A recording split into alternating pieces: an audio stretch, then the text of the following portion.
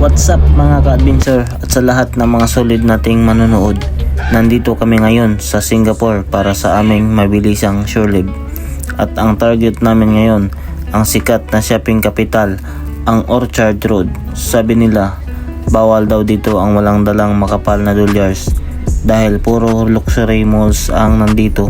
Kaya ang hamon sa amin ng tropa ngayon, i-enjoy ang pagpasyal namin dito nang hindi naubos ang sahod namin sa barko. Kakayanin kaya?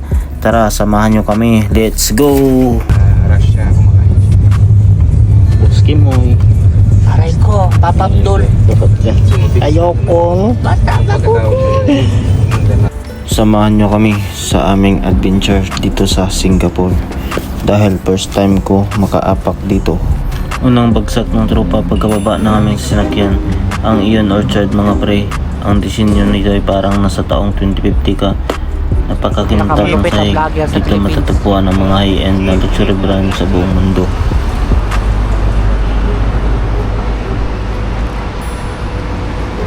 Tara, pasukin natin sa loob kung gaano kaganda.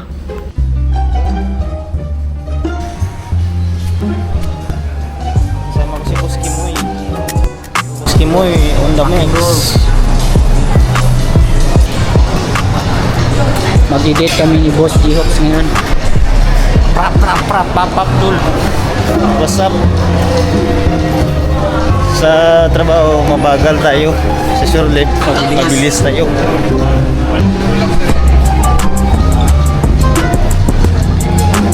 Sa shore leave, mabilis. Mabilis sa shore leave. Sa trabaho, mabagal.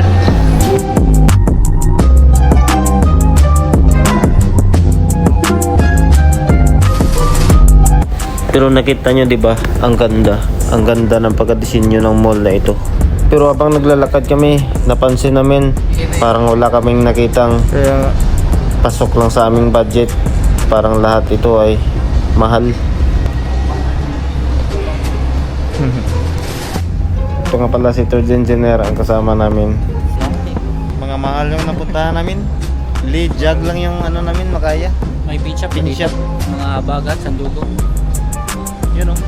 Tayo mo sa paglabas natin ng Buski Moy. Bukas na tayo uuwi. Bukas sa tayo eh. Kapagod magtrabaho. Puro trabaho. Sulit naman. Nalimutan na natin mag-happy-happy.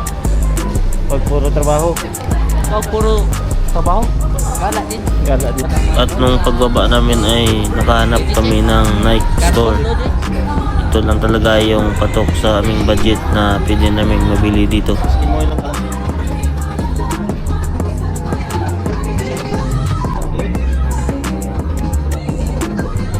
Pagkatapos nung meron na akong napili ay bayad na agad kasi wala ng oras. Hanap pa kami ng makain sa labas kasi dito hanggang alas 10 lang ng gabi kaya mabilis ang bili.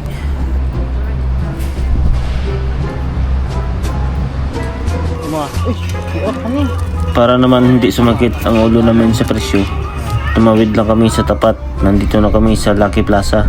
Grabe, pagpasok mo pa lang dito, maramdaman mo agad ang vibe ng Pilipinas.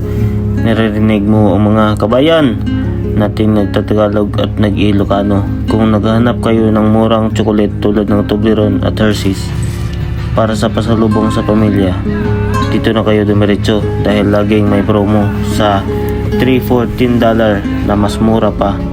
Dito rin ang takbuhan ng mga siman kung gustong mong magpadala ng pera o kung namimiss mo ang lutong bahay tulad ng sinigang at adobo.